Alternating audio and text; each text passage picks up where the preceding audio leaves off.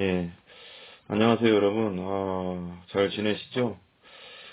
오늘은 뭐라고 할까, 이게 맥스 루카드 목사님이 쓰신 예수님처럼이라는 책이 있어요. 그 책에 대해서 책의 내용 중에 한 챕터인데요. 어, 문득 그 서재에서 한번 책을 꺼내서 읽다가 요즘 시대에 꼭 필요한 말씀인 것 같아서 한번 나눠보려고 합니다. 좀 요즘 시대 보면은 좀 이렇게 저는 청문회 같은 것도 요즘 막 뉴스에도 많이 나오고 하는데 뭔가 이렇게 뭐라고 할까요? 증인들이 말하는 게 이렇게 앞에 나와서 이렇게 말하고 이렇게 하는데 좀 뭔가 이렇게 속 시원하지 않은 것 같아요. 뭐 보면은 뭔가 이렇게 왜 성경에도 이해할 것은 이해하고 아니할 것은 아니요 하라고 했잖아요. 근데 뭔가 이렇게 시대가 그래서 그런 건지 모르겠는데 뭔가 숨기는 듯한 느낌이라고 하나? 증인들이? 그런 느낌이 많이 들고 좀 이렇게 보고 있으면 좀 답답하거든요. 그리고 어쩔 때는 좀 이렇게 뭔가 이렇게 상식적이지 않고 말들이 어쩔 때 들어보면 또 저게 진실이 아닐 거라는 생각도 더 많이 들고 지금 저 사람은 지금 진실을 말하지 않고 있구나라는 그런 생각도 많이 들 때가 있어요. 그런 청문회나 뭐 여러 가지 그런 것들을 보면은 그리고 음, 이 시대가 이제 그러니까 거짓말에 대해서 거짓말이나 거짓적인 그런 행동이나 그런 것에 대해서 이렇게 좀 뭔가 이렇게 심각하게 생각하지 않는 그런 시대가 아닌가. 근데 이 거짓말이라는 게, 거짓이라는 게 엄청난 그런 뭔가 파장이라고 해야 되나요? 파장? 거짓은 거짓 그 자체로는 뭐 이렇게 별로 뭔가 아무렇지 않은 것 같은데 그것을 겪는 그러니까 사람에게는 엄청나게 힘들거든요. 그 힘든 파장으로 오거든요. 그러니까 그 거짓의 파장력이 엄청난 거거든요. 그 사단이 하와를 속여서 선악과를 이제 먹게 할 때도 거짓으로 선악과를 먹게 했잖아요. 니들이 먹으면은 하나님처럼 될 것이다 하면서. 근데 그걸 보면은 그러고 나서 이제 에덴 동산에 쫓겨나가서 영원한 하나님의 저주 가운데 진짜 하나님과 완전한 사이가 틀어져 가서 우리가 살고 있잖아요. 그러니까 거짓이라는 게 엄청난 결과를 만들어내거든요. 그러니까 영원한 저주가 임하는 사건이 그 선악과 사건을 통해서 사단이가 거짓말로 속임으로써 일어난 사건이잖아요. 그런 걸 보면은 이 거짓이라는 것이 엄청난 파장력이 있는 거예요. 그러니까 하나님도 거짓에 대해서 되게 싫어하시고 미워하신다고 이게 성경에도 많이 기록되어 있거든요. 그래서 이제 오늘 문득 이제 제가 이걸 왜 보게 됐냐면 요번에 이제 제 아들이 하나 태어났어요. 아들이 하나 태어났는데 그 아들이 이제 제 서재에 와서 막 어지럽혀 놨어요. 책을. 그런데 그 중에 하나가 이게 딱 있더라고요. 그래서 응? 예수님처럼? 이래서 이제 한번 읽어보려고 이제 꺼냈는데 그 챕터 중에 한번 보니까 이런 글이 있더라고요. 그 챕터 중에 보니까 제가 제 이야기도 하면서 이 챕터를 한번 좀 나눠봤으면 좋겠어요. 이 시대의 현실하고 참 되게 와닿는 것 같아요. 되게 와닿고 뭐 그런 느낌이 있어요. 그리고 요즘 막 나훈아의 뭐 테스형인가요? 테스형, 테스형이 저는 뭔지 몰라가서 예전에 뭐 테스형이 뭐야 그랬더니 테스형이란 게 노래더만요? 노래인데 세상이 왜 이래 막 이러면서 막 들어듣는데 이제 뭔가 이제 이 요즘 막 되게 이슈가 많이 됐더라고요. 되게 막 난리도 아니죠. 요즘 이슈가 많이 됐는데 근데 이제 요즘 이렇게 그런 걸 보면서 여러 가지 이제 시대적인 상황과 우리나라 상황을 보면서 되게 막 거짓이 판치고 있는 것 같아요. 너무 뭔가 이게 진실은 없고 거짓이 너무 판치는 것 같아가서 보고 있으면 참 뭔가 답답하고 이건 아닌데 싶은 것들이 있어요. 보면은 뭔가 근데 그래서 이제 이걸 읽다가 한번 딱 읽고 나서 이제 올려야 되겠다. 내 유튜브에 한번 올려봐야 되겠다는 생각이 들더라고요. 그래서 이제 이렇게 올리는 겁니다. 제가 한번 이걸 한번 나눠봤으면 좋겠습니다. 그런즉 거짓을 버리고 각각 그 이웃으로 더불어 참된 것을 말하라. 에베소서 4장 25절인데요. 맥스 루케드 목사님은 이제 오직 진실만을 그리고 정직한 마음이라는 제목으로 이제 이 글을 쓰셨어요. 한번 나눠보겠습니다. 한 여자가 판사와 배심원단 앞에 서서 성경의 한 손을 얹고 다른 한 손을 들어 서약한다. 하나님의 도움에 힘입어 지금부터 몇 분 동안 이 여자는 진실을 말하고 진실대로 말하며 오직 진실만을 말할 것이다. 여자는 증인이다. 여자의 본분은 진실을 부연하는 것도 아니요 희석하는 것도 아니다. 여자의 본분은 진실을 말하는 것이다. 해석은 변호인단에게 맡기라. 심의는 판단에게 맡기라. 판결은 배심원단에게 맡기라. 그렇다면 증인은 진실을 말한다. 그 이상이거나 그 이하이면 불이한 결과를 낳는다. 그러나 그 일만 바로 하면 진실을 말하면 정의의 입지가 그만큼 커진다. 그리스도인도 증인이다. 우리도 서약한다. 법정의 증인처럼 우리도 진실을 말하도록 부르심을 입었다. 판사석은 비어있고 판사는 보이지 않을지 모르나 성경은 엄연히 존재하고 지켜보는 세상이 배심원단이며 우리는 1차 증인이다. 우리는 그 누구도 아닌 예수님 자신의 명을 받아 증인으로 소환됐다. 너희가 예루살렘과 온 유대와 사마리아 땅끝까지 이르러 내 증인이 되리라. 사도행전 1장 8절. 우리는 증인이다. 법정의 증인처럼 우리도 증언해야 한다. 우리가 보고 들은 바를 말해야 한다. 진실하게 말해야 한다. 우리의 본분은 진실을 호도하거나 부풀리는 것이 아니다. 우리의 본분은 진실을 말하는 것이다. 그것으로 끝이다.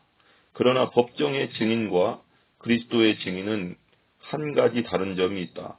법정의 증인은 결국 증인석에서 내려오지만 그리스도의 증인은 그렇지 않다. 그리스도의 주장이 언제나 심리 중이기 때문에 법정은 영원히 개회 상태이며 우리의 서약도 효력이 지속된다. 그리스도인에게 있어 거짓이란 선택 가능한 대안이 아니다. 예수님에게도 거짓은 전혀 발 들여놓을 틈이 없었다. 하나님이 하실 수 없는 일. 그리스도에 대한 가장 놀라운 평가 중 하나는 이것이다. 그는 범죄하거나 거짓말을 한 적이 없었다. 이사야 53장 9절 현대인의 성경. 예수님은 철저히 정직하셨다. 그분의 말씀은 모두 정확했고 그분의 문장은 모두 사실이었다. 시험 부정행위 없었다. 회사 장부 조작 없었다. 예수님은 진실을 부풀린 일이 한 번도 없었다. 진실을 가린 일이 한 번도 없었다. 진실을 외면한 일이 한 번도 없었다. 진실을 그대로 말씀하셨을 뿐이다. 그분의 입에서는 속이는 말을 찾을 수 없었다. 하나님의 뜻이 우리를 다스린다면 우리 입에서도 속이는 말을 찾을 수 없을 것이다. 하나님은 우리가 예수님처럼 되기 원하신다. 앞서 말한 것처럼 그분의 계획은 우리를 아들의 형상대로 빚으시는 것이다. 로마서 2장 8장 28절. 그분은 우리의 부정직을 줄이거나 최소화하는 것이 아니라 아예 깨끗이 없애기 원하신다. 하나님은 부정직에 냉정하시다. 거짓 행하는 자가 내 집 안에 거하지 못하며. 시편 101편 7절. 우리 주님의 정직 윤리는 엄격하다. 창세기에서 요한계시록까지 주제는 하나이니 곧 하나님은 진실을 사랑하시고 속이는 것을 미워하신다는 것이다. 바울은 고린도전서 6장 9절에서 10절에 하나님의 나라를 유업으로 받지 못할 사람들을 열거하고 있다. 성적인 죄를 짓는 자, 우상 숭배하는 자, 간음하는 자, 매춘하는 자, 술 취하는 자, 남의 것을 강탈하는 자 등 온갖 초라한 모습과 함께 바로 거기 남에 대해 거짓말하는 자가 나온다. 너무 엄해 놀랐을지도 모른다. 나의 악의 없는 거짓말과 아첨의 말이 간음과 가중, 폭행 못지않게 하늘의 분노를 일으킨다는 말인가? 그렇다. 하나님은 세금 축소 조작을 우상 앞에 무릎 꿇는 것과 똑같이 보신다. 거짓 입술은 여호와께 미움을 받아도 진실이 행하는 자는 그의 기뻐하심을 받느니라. 잠언서 12장 22절. 여호와의 마음에 싫어하시는 것이 6, 7가지니 곧 거짓된 혀와. 잠언서 6장 16절에서 17절. 거짓말하는 자를 멸하시리이다. 여호와께서는 피 흘리기를 즐기고 속이는 자를 싫어하시나이다. 시편 5편 6절. 왜 이토록 심하게 표현한 까닭은 단호한 입장의 이유는 한 가지이다. 부정직은 하나님의 성품에 절대 어긋나는 것이다. 히브리서 6장 18절에 의하면 하나님은 거짓말을 하실 수 없다. 하나님이 거짓말을 안 하시겠다든지 혹은 안 하기로 하셨다는 말이 아니다. 그분은 거짓말을 하실 줄 모른다. 하나님이 거짓말을 하는 것은 개가 나는 것과 같고 새가 짖는 것과 같다. 한마디로 있을 수 없는 일이다. 디도서에도 히브리서 말씀이 똑같이 나온다. 거짓이 없으신 하나님이. 디도서 1장 2절. 하나님은 언제나 진실을 말씀하신다. 한번 언약하면 반드시 지키신다. 그분의 진실은 모두 진심이다. 그분이 선포하시는 진리는 믿을 수 있다. 그분의 말씀은 사실이다. 우리는 믿음이 없을지라도 주는 일향 믿으시니 자기를 부인하실 수 없으시리라. 디모데후서 2장 13절. 반대로 사탄은 진실을 말하는 것이 불가능하다. 예수님 말씀에 따르면 마귀는 거짓의 아비이다. 요한복음 8장 44절. 알다시피 거짓이야말로 마귀의 가방에서 나온 최초의 무기였다. 에덴 동산에서 사탄은 하와를 낙심케 한 것도 아니요, 성적으로 유혹한 것도 아니요, 쥐도새도 모르게 덮친 것도 아니다. 거짓말을 했을 뿐이다. 하나님이 너한테 저 열매를 먹으면 죽는다고 하던 넌 죽지 않아. 창세기 3장 1절에서 4절. 새빨간 거짓말쟁이다. 그러나 하와는 소가 열매를 땄다. 창세기를 보면 불과 몇 문단도 못 가서 남편과 아들이 그 선례를 따르고 에덴의 정직은 먼 옛날의 추억이 되고 만다. 지금도 그렇다. 다니엘 웹스터의 말이 맞다. 진실만큼 강한 것도 없지만 진실만큼 낯선 것도 없다. 거짓의 대가. 오늘의 심리학지에 따르면 마귀는 지금도 거미줄을 치고 있으며 우리는 지금도 열매를 따먹고 있다. 세금 보고나 회계 당부를 속인 일보다 배우자를 속인 일이 더 많다고 답한 사람이 그렇지 않다고 답한 사람보다 많다. 절반을 넘는 사람들이 만일 자신의 세금 보고에 감사가 행해진다면 더 많은 세금을 추징당할 것이라고 답했다. 응답자 중 3분의 1이 지난 한 해 동안 가장 친한 친구를 속인 일이 있다고 시인했다. 그중 96%는 죄책감을 느끼고 있다. 주차장에서 다른 사람의 차를 긁으면 연락처를 남기지 않고 그냥 가버리겠다고 답한 사람이 절반에 가깝다. 그중 대다수 89%는 그것을 부도덕한 일로 보고 있다. 이제 지금은 이제 블랙박스 같은 것이 다 있어가서 차 긁고 도망가면은 뺑소니예요. 바로 블랙박스 돌려보면 다 나오니까 이제 그렇지 않겠지만 여러분 예전 한번 생각해 보세요. 저도 예전에 그랬던 것 같아요. 차를 이렇게 다른 사람 차를 이제 주차하다가든 어떤 상황에서 차를 이렇게 긁으면은 이렇게 어차피 보는 사람 없으면은 그냥 가고 싶잖아요. 사람이 심리가 그랬거든요. 저도 그랬던 것 같아요. 한두 번 그랬던 것 같아요. 정말 죄송합니다. 그분들한테 정말 죄송한데 많이 긁지 않았어요. 근데 그게 사람의 심리인 것 같아요. 아무도 안 보면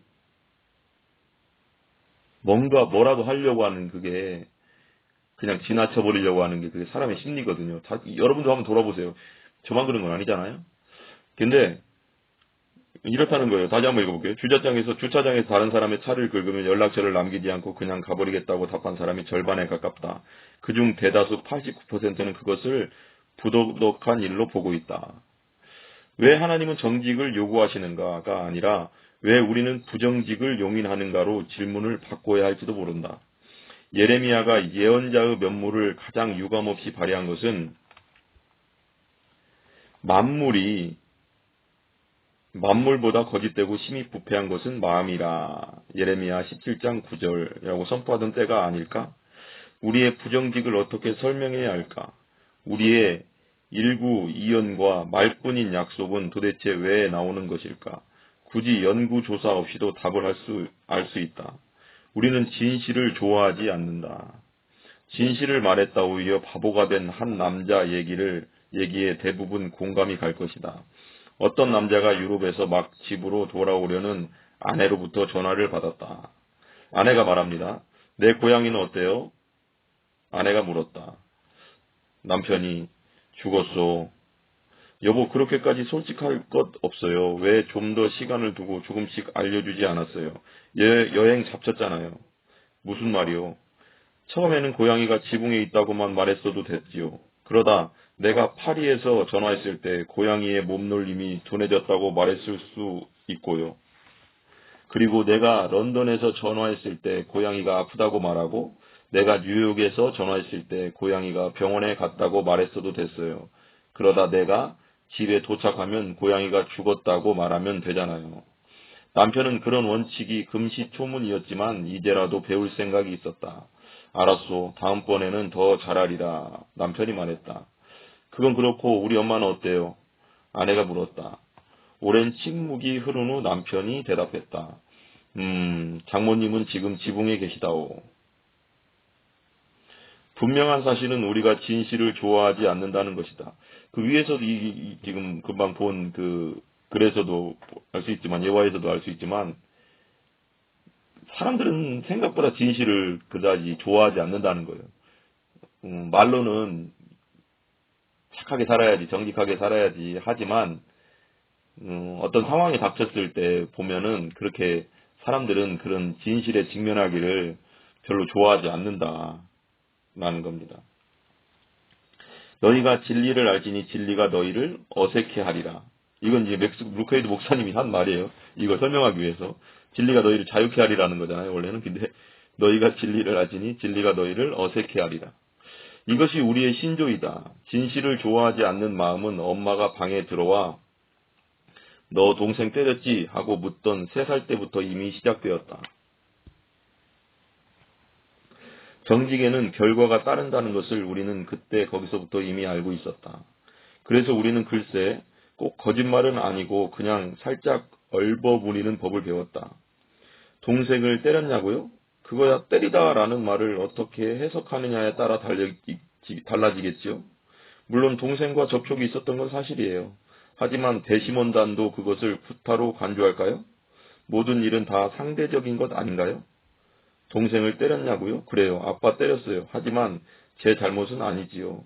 제가 타고난 유전자에 공격성이 조금만 덜했어도 그리고 아빠가 나한테 텔레비전만 보게 하지 않았어도 그런 일은 없었을 거예요. 그러니까 내가 동생을 때린 건 사실이지만요. 잘못은 저한테 있는 게 아니에요. 나는 유전과 양육의 피해자라고요. 진실은 재미가 없다는 것을 우리는 어려서부터 배운다. 우리는 진실을 좋아하지 않는다. 제가 가끔씩 제 큰딸 아이한테 뭐라고 할 때가 있어요. 잘못하면 뭐라고 할 때가 있는데 제 큰딸 아이가 그럼 어떻게 그런 생각을 하는지 모르겠어요. 근데 저한테 항상 가끔씩 이렇게 그게 그 말을 가끔씩 하는 게 아니라 좀 자주 해요. 자주 하는데 뭐라고 하냐면 아빠 닮아서 그렇죠? 그래요. 아빠 딸이잖아요. 아빠 닮아서 그렇죠. 그러면 어느 순간에 내가 막 혼내다가 갑자기 제가 할 말이 없어져요. 아빠 닮아서 그렇죠. 이게 뭐라고 할까? 이게 뭐라고 해야 되지? 혼날 때 그 어린애가 그 말을 할 게 아니잖아요? 지금 초등학교 지금 4학년인데, 근데 또 이게 반발하기도 애매하게 하요, 내 속에서는. 내 속에서 뭐라고 할까, 반발하기가 애매해. 뭔가, 아빠 닮아서 그렇죠, 그러는 아빠 닮아서 그렇죠. 어떻게 그런 말을 하지? 막 이제 내가 혼자 생각하지. 어떻게 저런 말을 할 수가 있지? 어디서 배웠지, 저런 말을? 근데 되게 성경적이라는 거 아세요, 그게? 아빠 닮아서 그렇죠. 우리가 아담과 하와를 닮아서 우리가 유전성을 타고 유전됐잖아요. 이 죄라는 게.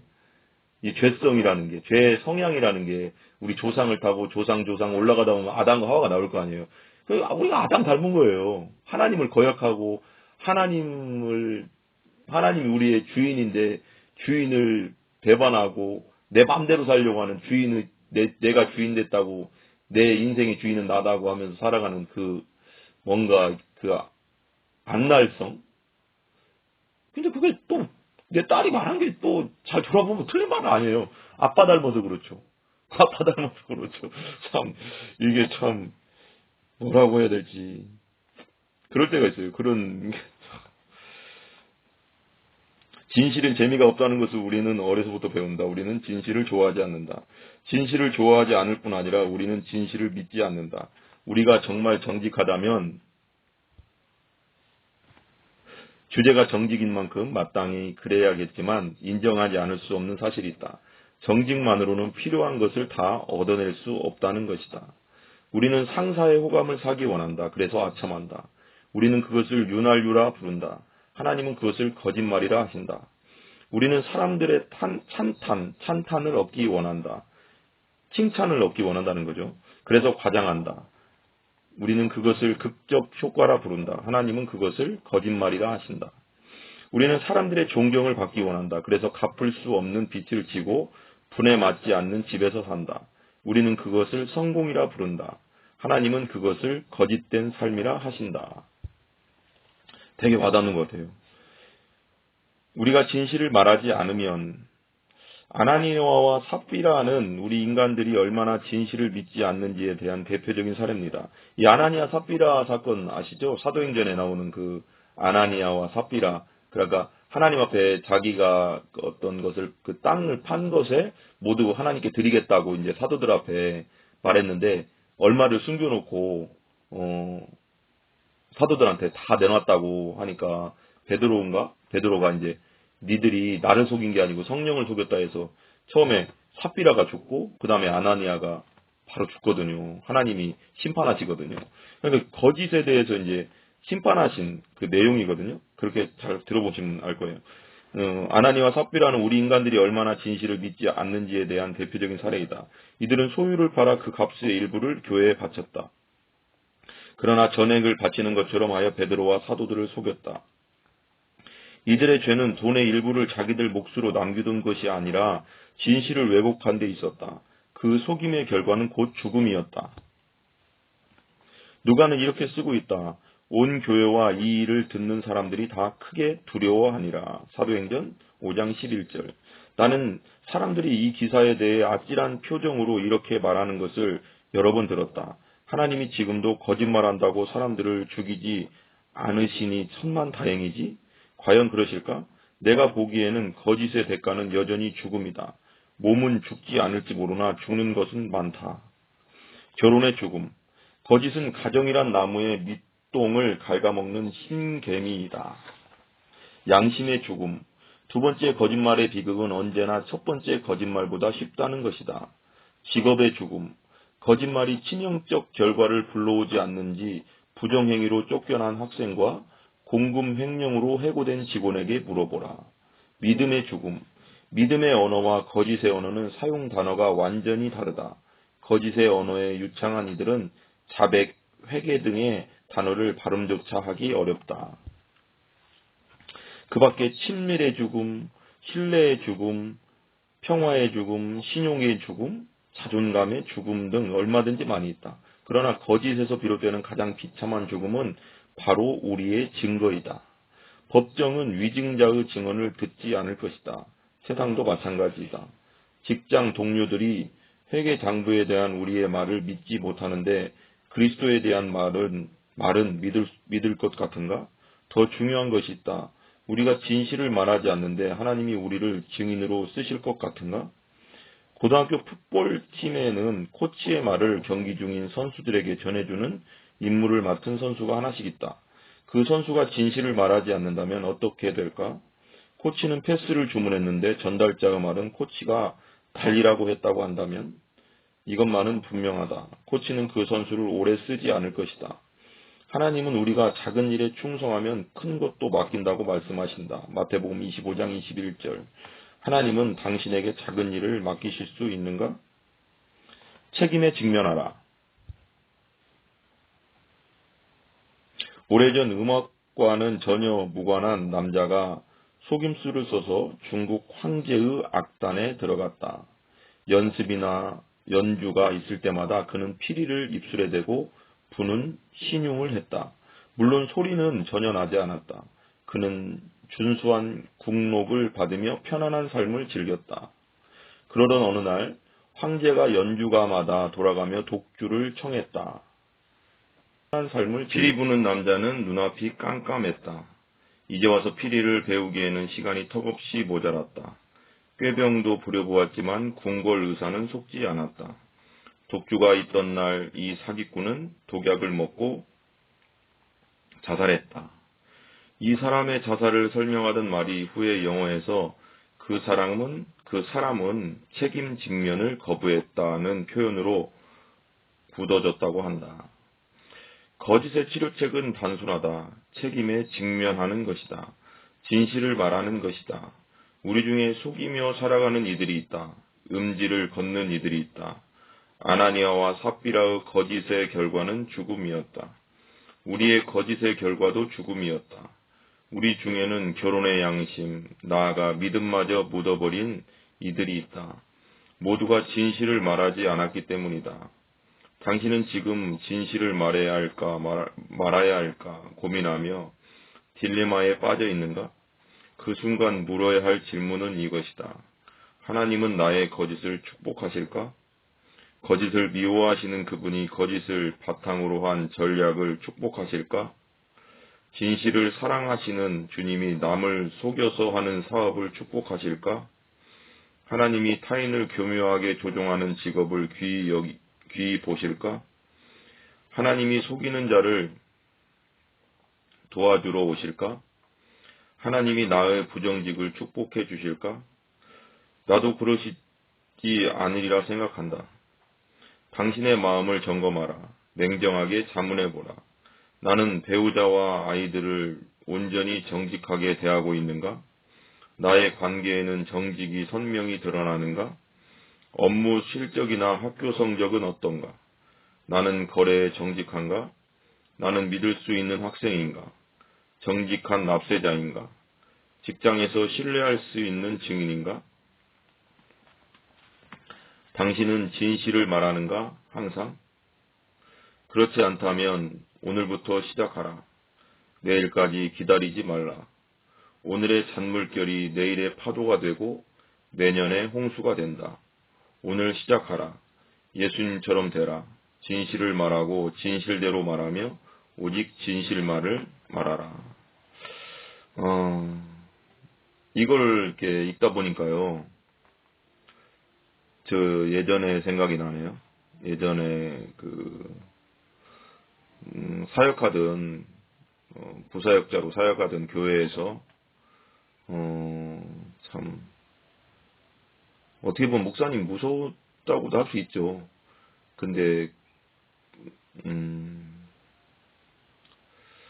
그 목사님께서 어쩔 때는 좀 이렇게 뭔가 목사님이 이제 무서워서 목사님 앞에서 거짓말했던 생각이 나요. 가끔씩 그냥 그것을 모면하려고 했던 그것들이 있고요. 생각해보면 좀 약간 막 아첨하려고 했던 것도 있었던 것 같아요. 그리고 나서 이제 이제 그 예전에 있던 교회를 나와서 개척 이제 하려고 지금 이제 개척 이제 가정에서 예배를 드리고 있거든요. 이제 요즘 코로나 시기라 여러 가지 이제 건물을 이제 참 구하기가 애매한 것도 있지만 그래서 이제 좋아요. 근데 저는 이렇게 몇 명 지금 교인들은 몇 명 안 되지만 저는 그냥 지금 되게 좋아요. 그냥 행복해요. 그냥 한 사람 한 사람 맡겨준 영혼에게 최선을 다하자 그런 식으로 하니까요. 뭐 숫자는 하나님이 뭐 붙여주시는 거니까 그건 내가 뭐 관여할 일은 아니고 제가 할 수 있는 건 그냥 제게 주어진 능력 안에서 최선을 다하는 거니까. 근데 예전을 한번 가끔씩 이제 기도 중에나 이런 때 한번 생각해 볼 때 생각이 날 때가 있어요. 근데 그때 제가 그래도 내가 그렇게 말하지 말았어야 됐는데 또 그렇게 행동하지 말았어야 됐는데 그래도 내가 목사님한테 아닌 건 아니다고 말했어야 됐는데, 내가 이건 못하겠다고 말했어야 됐는데, 내가 그냥 그 상관만 모면하려고 거짓말하고 아첨했구나라는 생각을 하니까 되게 마음이 아팠어요. 되게 힘들었어요, 제가. 그래서 그때 때문에 내가 결단을 했어요. 아, 내가 피해를 보고 좀 어려움을 당할지라도 우리 하나님, 우리 아버지 하나님은 거짓이 없으신 분인데 내가 거짓말하지 말자. 정말 정직하게 살자. 그런 좀 결단을 좀 했거든요. 우리가 완벽할 수는 없죠. 완벽할 수는 없는데 좀 최선을 다해서 노력할 필요는 있을 것 같아요. 거짓말하지 않으려고, 거짓 행동하지 않으려고. 왜냐면 우리 아버지 하나님이 거짓이 없으신 분이니까요. 그리고 우리의 주인 되신 예수님도 거짓이 없는 분이시고요. 그럼 우리가 누굴 닮아가야 되겠습니까? 예수님이잖아요. 예수님이고 우리 아버지 하나님 되신 그분들을 닮아가려면 우리도 거짓이 없이 살아야 되겠습니다. 우리 믿는 사람들이 세상 사람들이 볼 때 정말 그런 얘기를 하잖아요. 진짜 믿는 사람들이 더 한다.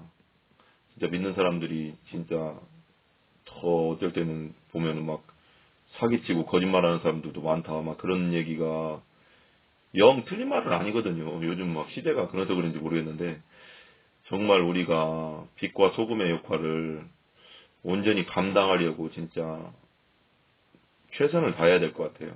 정말 예수님처럼 거짓이 없고 정직하게 살아야 될 것 같습니다. 우리가 진짜 하나님의 뜻 가운데 살려고 예수님처럼 살려고 정말 우리 아버지시잖아요. 하나님이 아버지 닮아야 되는 게 당연한 거잖아요. 우리가 하나님 아버지를 닮는 예수님을 닮는 우리 모두가 되기를 간절히 기도합니다. 감사합니다.